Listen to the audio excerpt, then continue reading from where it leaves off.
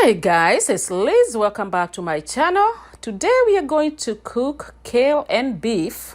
As you can see, this is what I made. I'm going to show you how I make my kale, and we're gonna be making our kale with beef, as you can see. I also put tomatoes in my kale, but it's totally up to you. Tomatoes are optional. So it's kale and beef and tomatoes, and you can eat your kale with anything. For me, I choose to eat my kale with ugali, which is a Kenyan dish that is very, very popular in Kenya, actually in East Africa. That's what I'll be eating my ugali with. But first, what we're gonna do is chop or cut the kale. I usually buy my kale at farmers market, so I buy the whole leaf. I don't buy the frozen ones. Usually they are clean, but I don't trust these people to clean my vegetables for me, so I always go back and clean them with vinegar, and after that then I chop them into smaller pieces.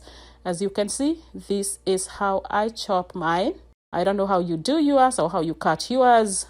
Now, I know they have those that are cut already and prepackaged in the stores and also pre-washed, but I don't like the way they cut them. They cut them together with the stem, and the way they cut it is so big. The pieces are so big for me. So this is how I was taught to cut kale. This is how I cut kale. It's the same way I cut spinach or collard greens, and or even when I cut cabbage, I cut them really small. There are people who cut theirs really small, smaller than this, but this is good enough. All right, so this is the size, and as you can see, I got rid of the stem. No stem for me. I think the stem is good for you, but I just don't like the stem unless I cut it really small pieces. But I prefer to come home and clean my kale and cut them myself. Also, I have my tomatoes here.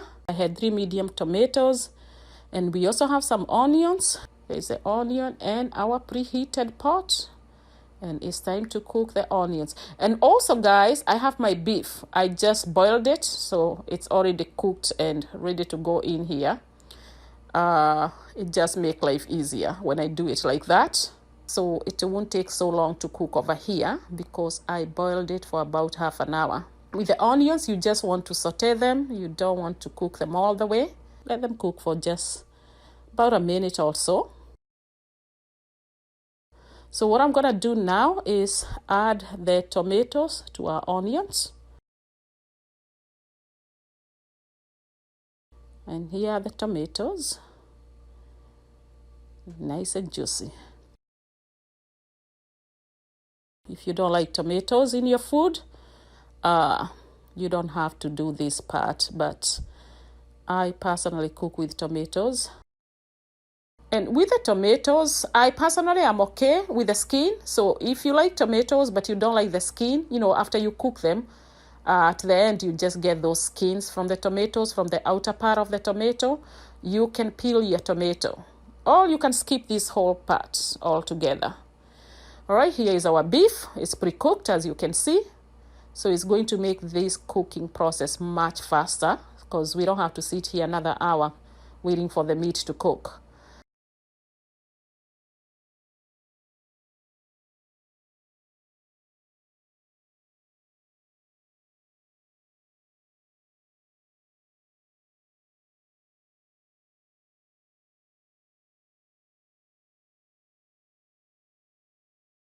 Let's also add some spices. I got my paprika, I have coriander, I have salt, garlic salt.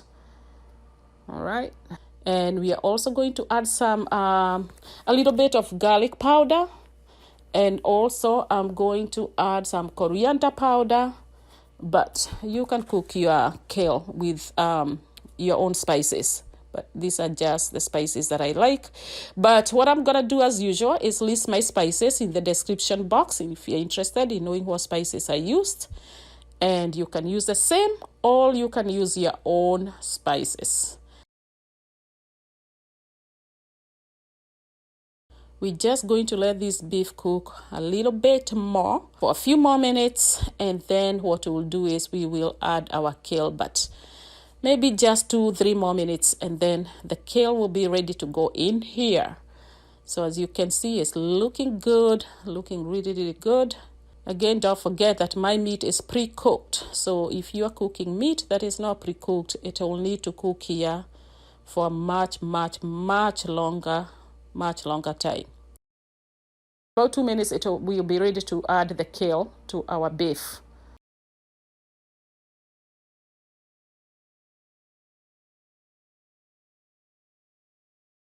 So all right, so our meat is pretty good now. So let me get the kale. Here it is. Add the kale.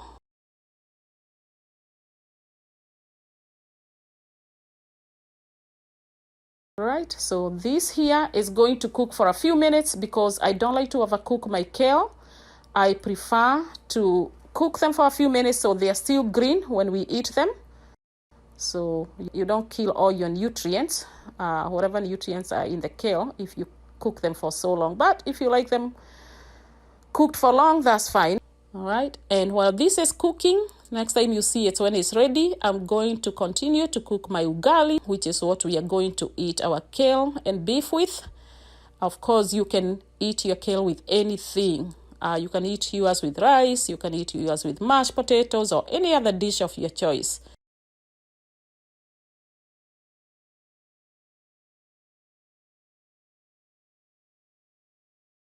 This is ugali. It's going.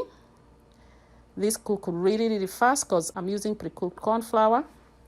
So it's not going to cook for so long. And if you need to know how to make ugali, I'll do a step-by-step video on how to cook ugali. It's a very common dish in East Africa. Our ugali is ready, kale is ready, and here is the kale and beef and tomatoes. As you can see, this is the skin I was talking about. You can see the tomatoes give you that skin, but I'm okay with that, so that's why I don't peel mine.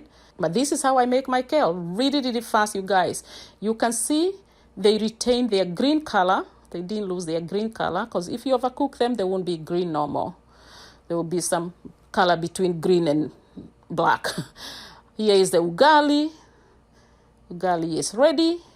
And let's cut some ugali. And then we'll be ready to eat this ugali with our kale and beef. And there it is. See, this ugali is very popular.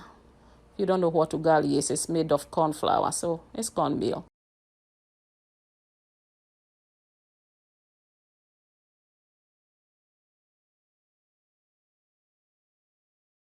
And that's all for today, guys. So if you try this, let me know how yours come out. All right, take care, and don't forget to subscribe to my channel. If you haven't, please like the video and don't forget to turn on the notification bell.